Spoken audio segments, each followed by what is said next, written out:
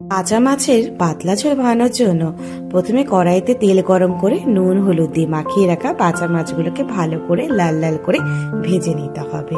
ঠিক এরকম ভাবে এরপর কিন্তু বাকি তেলে আমি কালো জিরে ফোড়ন দিয়ে দেব। আর যে মশলাটা আমি এর জন্য বানিয়ে নিয়েছি সেটা হচ্ছে গোটা জিরে, গোটা ধনে, শুকনো লঙ্কা, তেজপাতা আর হচ্ছে গোটা মৌরি ভালো করে শুকনো খোলায় ভেজে এর মধ্যে একটা টমেটো আর কিছু কাঁচা লঙ্কা দিয়ে ভালো করে মিক্সিতে পেস্ট করে এই মশলাটা বানিয়ে নিয়েছি সেটা এর মধ্যে দিয়ে ভালো করে কষাতে হবে যতক্ষণে এর মধ্যে থেকে তেল ছাড়তে থাকে। আর স্বাদ মতো কিন্তু লবণ আর হলুদ দিতে হবে। লবণ হলুদ দেওয়ার পর যখন মশলা কষতে থাকবে আমি এর মধ্যে দিয়ে দেবো ঝোল অনুসারে জল।